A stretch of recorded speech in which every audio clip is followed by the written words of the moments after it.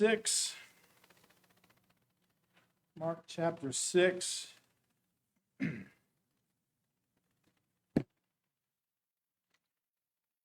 going to read verses 45 through 51. And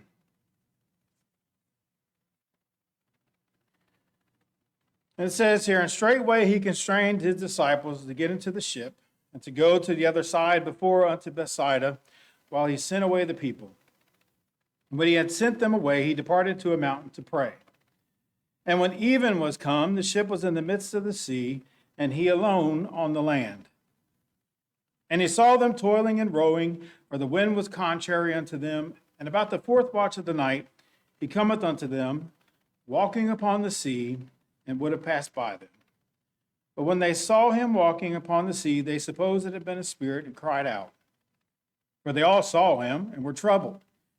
And immediately he talked with them, and saith unto them, Be of good cheer, it is I, be not afraid. And he went up unto them into the ship, and the wind ceased, and they were sore amazed in themselves beyond measure, and wondered. And you may be seated. Thank you, Brother Jason, for praying for me already tonight. Appreciate that. So I like to, as we start here, concentrate on a couple of verses out of what we just read and read them again. And that's verses 47 and 48. And as I read them, I want you to think if there's anything in there that really stands out to you. So let's read that again. 47, and when even was come, the ship was in the midst of the sea, and he alone on the land. And he saw them toiling and rowing, for the wind was contrary unto them. And about the fourth watch of the night he cometh unto them, walking upon the sea, and would have passed by them. Now, is there anything in there that stands out to you? And you can really answer. You can raise your hands. I'll take those if anybody wants to. Brother Jody? That's a very good one. That's a very good one. There's something else that stood out to me on here in addition to that, and we'll get into that actually in a few minutes, but is there anything else that popped out? Walking on water, I mean, that's pretty significant there. I mean, no one else can do that, right? They can't walk on the water. But is there anything else there that maybe would make you scratch your head a little bit? Sister Carla, do you still?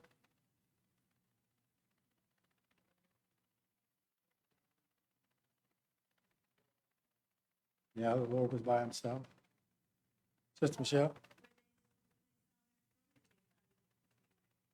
Yeah, they did. I definitely thought about that and were scared initially. But one of the other things that stood out to me here is that there was a time frame, and a pretty good time frame, at least from what the scripture indicates here, from it was even or evening when Jesus was on the land by himself, right? And immediately goes to the next verse that says he saw them toiling, right? They were struggling in the storm. But how late was it before he went out to them? What does it say? The fourth watch. Now, when I looked that up, that seems to be somewhere between 3 a.m. to 6 a.m. in the morning. So we go from evening time, the start of the evening, to this fourth watch before Jesus goes out. So that, and the fact that, as Brother Jody said, he would have passed by them, those two things really stood out to me. Because here is Jesus, when evening was come, as we mentioned, he was alone on the land. He sees them toiling. He sees the storm. And yet, it's several hours. Several hours. The fourth watch comes before Jesus goes out to them. And the thing is here, when you look at these on the surface, boy, it really makes Jesus to be like a bad person, right? Humanly speaking. Like, what kind of master is that? What kind of God is that would let his people toil and suffer for all these hours out on the sea when there's a storm and they're scared to death. And then why would Jesus have this mindset of, hey, he was just going to pass right on by? It just doesn't make him sound good, does it? If you just look at it on the surface. I mean, here with Jesus, he's not just a man, he's the God man, right? And so when he told them originally, hey, I want you to go down to the ship and I want you to go to the other side, do you think that God knew, that Jesus knew that they were going to hit this storm? Of course he did. He knew exactly what was going to hit them when they were out in the middle of the sea. He knew the storm was going to come. But he sent them out anyway, right? And then not only did he send them out, but he sent them out alone. They were by themselves. He didn't go with them. He stood back. He sent the people away. He went up to the mountain. He wanted some alone time with God the Father to pray. And so he left them to go and to face this storm on their own. And now this story is talked about in 3 of the 4 Gospels. And the Gospel of Matthew, we're in Mark, and then also in John. Now in Mark 14, verses 23 through 25, we get the same thing here, that Jesus was out there in the evening, and that's kind of when this storm started. At least it seems as if that's the time. And again, not until the 4th watch does he go out there. And then when Jesus finally does go out there, he sees them struggling. He knows the fear that overcame them. But yet, while he was walking on water and totally unaffected by the storm, it didn't bother him one bit. But while he's unaffected, he sees them. He knows what's going on. He knows all. And yet, he's prepared to just walk right on by. Now, that doesn't sound good, does it? It doesn't sound like a good God. And so why would Jesus consider doing such a thing as, waiting to come out to them and then having this mindset, this plan to just walk on by? Well, I think the answer is found right here in these verses that we read. And let's go back to verse 45, the original instructions. It says, and straightway he constrained his disciples to get into the ship and to go to the other side before unto Bethsaida, while he sent away the people. Now, this idea of constraining his disciples, it means to necessitate or to compel. Right? So it wasn't just a simple request. He didn't just ask them to go into the ship and head on over. He compelled them to go. And then when we go back to Matthew chapter 14, verse 22, Matthew's account says pretty much the same thing here, except he adds one additional little thing that Mark doesn't. He says that Jesus told them to go before him unto the other side. Now, I think these two things, this constraining and this going before him to the other side, I think therein lies the key as to why Jesus was going to pass them by. Because when you look at that, when you think about the words that Jesus said to them, he essentially promised them that they were going to make it to the other side. Jesus knew what storm was coming. Jesus knew they were going to be afraid, right? The waves were going to hit, the wind was going to be blowing, they were going to be toiling. He knew all about that. But he says, I'm compelling you to go to the other side. He didn't stop at going to the boat, right? That was the first thing. He says, I compel you to go to the ship. But then he says, and to go to the other side. And in Matthew, to go before him to the other side. Now, could they go before him to the other side if they never made it to the other side because they perished in the sea? No. So in the very words of Jesus, he was telling them to not be afraid because I promise you, you're going to make it. You're going to go to the other side because you're going to go before me. Now, when God tells us something, brothers and sisters, we can take it to the bank. We can stand on the promises of God. Anything that God says, we can be assured that it will come to pass. Even when it maybe sounds like he's not giving us a promise, if he tells us to do something and says, I want you to go to the other side, that's a promise because you will make it to the other side. And so when you look at it, these disciples were afraid of the storm, even though Jesus had already told them, you're going to make it. You're going to go across. You're going to go before me unto Bethsaida. So in the midst of the storm, why didn't the disciples think about this? Well, the disciples, like us, have a habit of not really listening to what Jesus says or what God says. Now look, someone on that boat, I would have hoped, would have said, hey, brothers, hold on. Jesus said we're going to go to the other side. And so this may be a rough ride. So batten down the hatches and gird up your loins, brothers. It might be a little battle. It might be tough getting across, but we're going to make it. You know, that's what the disciples should have been saying, but they were wrapped up in their fear. Now, there are plenty of examples in the Bible of times that the disciples didn't really listen to what Jesus had to say, right? One of those examples, and this one always kind of threw me off a little bit. Because, you know, at the Last Supper, right? All the disciples are gathered together with Jesus. It's just them guys. And Jesus plainly says, one of you will betray me, right? Can't get any more clear than it. There's 12 guys there, and Jesus, he says, one of you will betray me. And all the disciples, they start saying, oh, Lord, is it I? Is it I? Is it I? Well, then finally it gets down to Judas, right? And y'all remember what happens? He says, Lord, is it I? What does Jesus say? Thou hast said. And I'm thinking, where are the other disciples?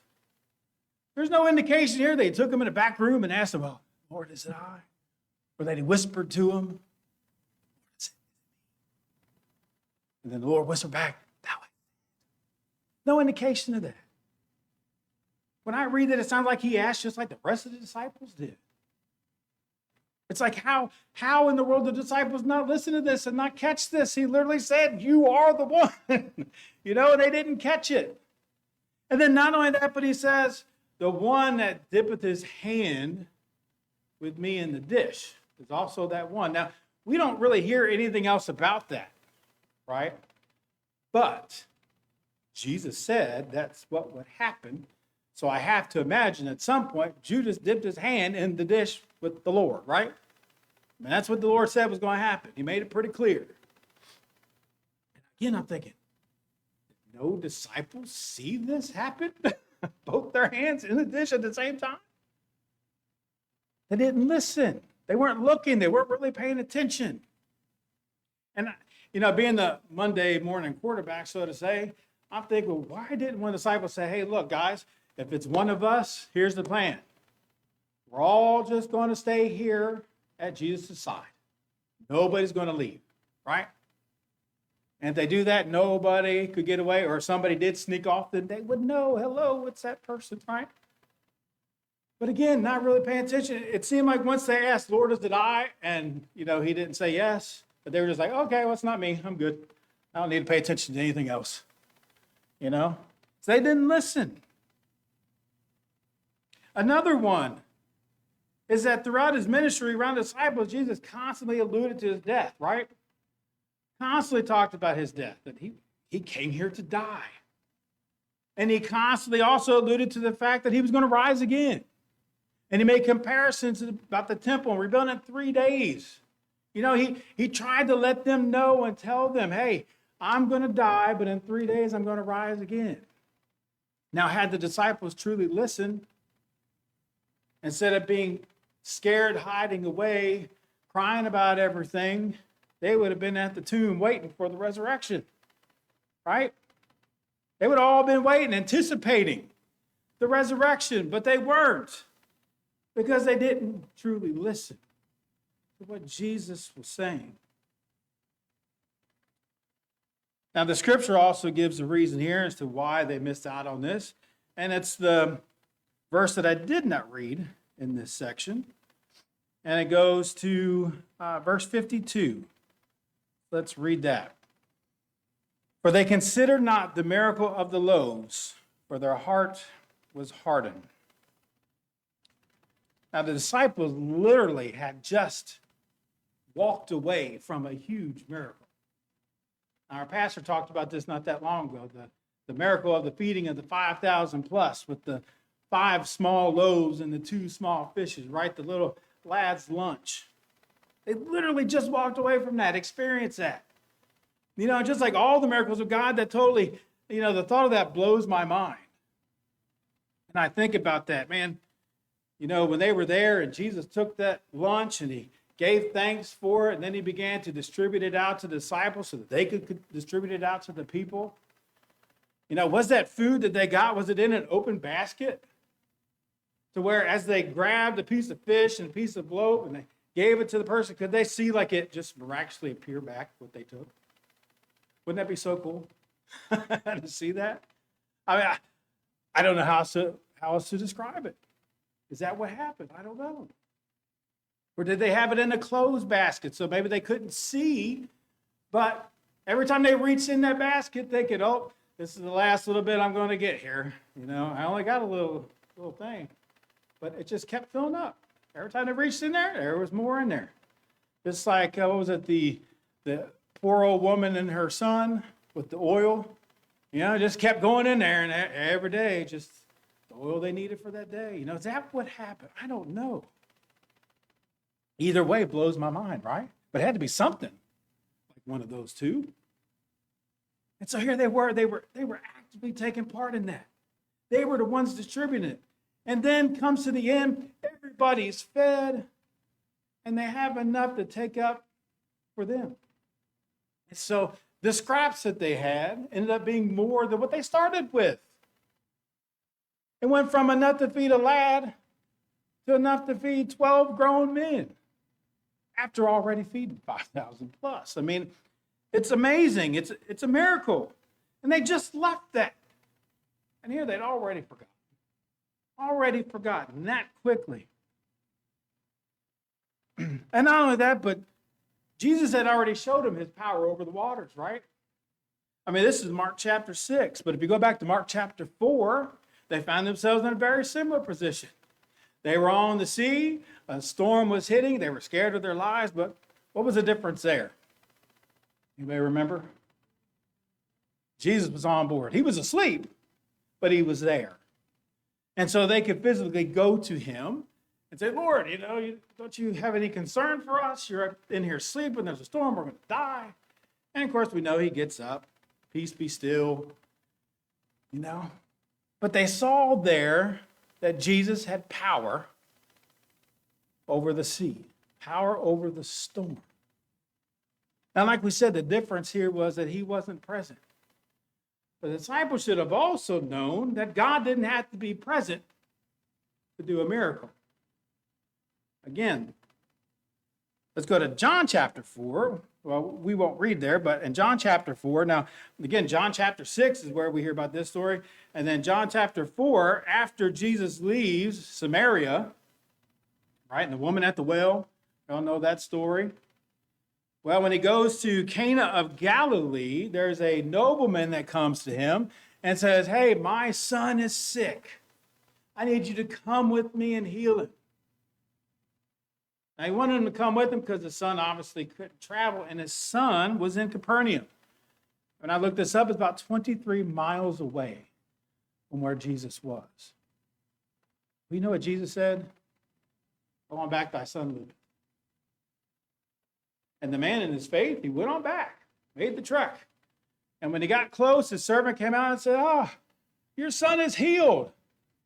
And he did a little investigating. You know what he found out? The moment that Jesus said, thy son liveth, was when he was healed.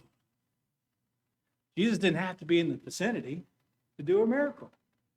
His miracle traveled 23 miles. And that was the Bible records it as the second miracle that Jesus did. And I'm sure the disciples knew about it. So they knew they had just come from a miracle. They just seen God work miraculously. They knew Jesus had power over the sea, over the storm. And they knew Jesus didn't have to be there to make it happen. But yet they still feared. and their hearts were hardened. Now, this hardened means be dull. Their hearts were dull. Brothers and sisters, I pray that our hearts never become dull to the working of the Lord, of the miracles of God. I hope we never become dull to that. But that's what happened to them. And if it can happen to the disciples, it can happen to us very easily. So we must always keep our heart on guard that we don't dull ourselves to the Lord. And so the question here is today, if you're going through a trial, is your heart hardened? Are you dull to what God has done? So take the time to consider all the miracles God has done, even just for you, when you face new storms and trials. But why did Jesus ultimately decide not to pass by them? Because we know it says he would have, but he didn't, right? Now, one commentary I read stated that they believe Jesus was trying to teach his disciples to cry out to him in the midst of their storm. Now, that's a great practice. It definitely is, because too many times we try to fix things ourselves, right? We try to figure out a way out of our problem, and then it's not until that doesn't work, and then our plan B doesn't work, and then our plan C doesn't work, and then we get to D, E, F, G, and I forget the rest of the alphabet. But we get to those, and when those don't work, then we finally pray, oh, God, help me, right? So it is good practice to just go straight to the source of, all the power. Go right straight to the Lord. But in my opinion, I don't think that was what happened here. Because the fact of the matter is, they did cry out. But as Sister Michelle said, they didn't cry out because they said, oh, Lord, come help us. No, they cried out because they thought he was a spirit. They thought he was an apparition, a ghost, if you would. They're like, oh, no, now we're in this storm. Now we got spirits popping out of the sea coming and trying to come down on us. It can't get any worse. And so they're crying out. They're in fear. So that's why they cried out. And Jesus was coming to them.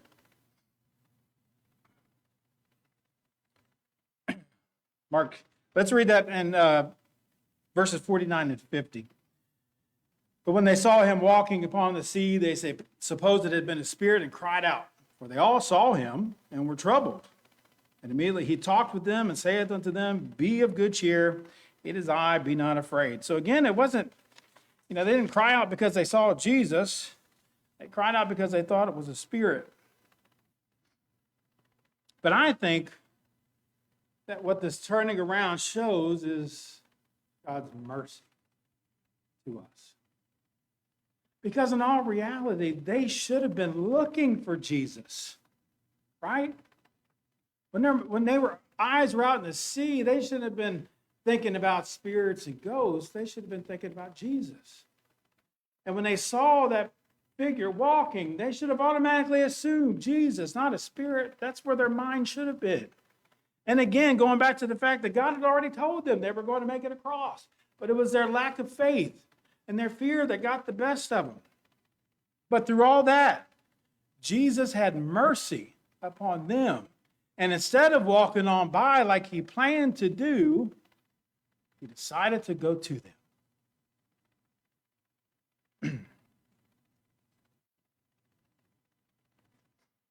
And so even though they didn't truly listen to Jesus, even though they thought they saw a spirit instead of Jesus, even though they feared instead of having a fortitude in their faith, Jesus didn't pass on by. Now, yes, he did leave them out there a little bit. I'm not going to push that part away. He did leave them out there. They struggled for a while. But there's a purpose in that too. What does the Bible say about trials? It says in James 1:3, knowing this, that the trying of your faith worketh patience. You see, our trials that we go through are for a purpose. They work patience. And you know what? They also bring learning. Again, the biggest sorrow of my life that I've ever been through was, my whole cancer battle. And I'm not going to get into that part of it. But the fact of the matter is, I learned things going through that I never would have learned elsewhere, right? I mean, I learned things about myself. I learned about my spiritual condition at the time. I learned things about the Lord. Now the Lord just works miracles. He's still working miracles today. I've learned how the Lord works many times behind the scenes. You know, I learned things about my wife. You know, we were only married for a couple months at the time. And, you know, Sammy never left my side. Had to put up with a lot of tough things during that whole ordeal. And it proved to me that she was a good wife. It proved to me that she was a woman that would not leave my side, right? And help me through all those things. You know, you really never know how strong your marriage is and relationship is with your spouse until you go through something like that, where the other person really has to step up and help you out, right? And so I learned a lot, and she learned a lot, because during that time, you know, she thought she was saved. During that time, she realized she wasn't saved, and she got saved. And I'm thankful that alone would be enough to been okay with going through that trial. But I learned that stuff. I learned stuff about my family, my parents, and you know, the love they have and what they were willing to do to help out. And I learned stuff about this church, right? I learned stuff about sister churches. I learned stuff about my brothers and sisters in Christ who are willing to take time to pray and to help out however needed. Now, this church and other churches, they came together and raised money for us to help us out. I mean, I learned those things because of a storm. I wouldn't have learned those things any other way. So yes, he left them out there for a little bit. But he was working patience in them. He was working some opportunity for them to learn, as, you know, being in the corporate world. Nowadays, it's never, oh, you did something wrong. They say, oh, it's a learning opportunity, right? Makes it sound really good. Put a positive spin on, you did something wrong. This was a learning opportunity for the disciples. And every storm, every trial we go through is a learning opportunity. And so in conclusion, when we go through the trials of life, sometimes it may seem like God isn't around, like he wasn't there in the boat with them this time. It may seem like he's not listening. But maybe that's because his word already has the promises that you need or I need to hear, right? Promises may already be in there. I mean, for instance, I'll name off 6 here real quickly. We are promised in Hebrews 13:5, I will never leave thee nor forsake thee. Deuteronomy 31:8, and the Lord, he it is that doth go before thee. He will be with thee. He will not fail thee, neither forsake thee. Proverbs 18:24, he's a friend that sticketh closer than a brother. 1 Corinthians 10:13, he will not suffer you to be tempted above that you are able. Later it says he provides a way to escape that you may be able to bear it. These are all promises. Romans 8:28, that all things work together for good to them that love God, to them who are the called according to his purpose. And the last one, that he's in control. And that's found throughout the whole Bible. Don't want to put just one verse there. It's throughout the whole Bible. God's in control. Ultimately, he is the one in control. And when you take those 6 things, and if you remember those and focus on those, same with me, when you go through our next storm or trial, we should really, if we really focus on that, we really listen to those things, and we really have faith in those things, we should never worry or have fear about anything in the future, right? Because God's in control. He'll never leave us. He's a friend that's taken closer than a brother. He'll never give us more than we can bear, always give us an escape so that we can bear it. And all those things work together for good. But those 6 things, there should be no worries for us at all. I mean, you think about Job, you know, he had probably the worst set of trials and storm that anybody ever went through. But what happened? Satan wanted to do all this to him, but what did Satan have to do? Satan had to get permission from God before doing anything. And where God made a boundary, Satan couldn't cross it. That's because God's in control. Nothing that happens to us passes by him. So I'm thankful that the Lord, even though many times we don't listen, we have fear, we have worry, God knows that that's just us, you know? We're human beings. We're going to worry, we're going to fear about things. And I get mad at myself sometimes, like, man, I saw the Lord work through this whole situation. Here I am worrying about this stupid thing over here. Money. I mean, what's that? Worries about money at some point. You can raise your hand. It's all right. We all do. Everybody has worries about money. That's stupid, isn't it? Isn't it stupid to have worries about money? Because God's in control of it all. And God will take care.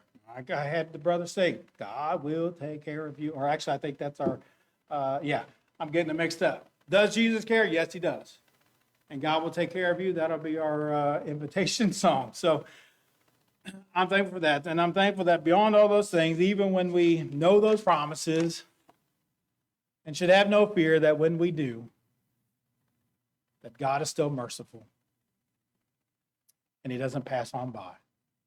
He comes to our aid and helps us through those storms. Amen. All right. Thank you very much, brother. Let's all stand. 158. 158.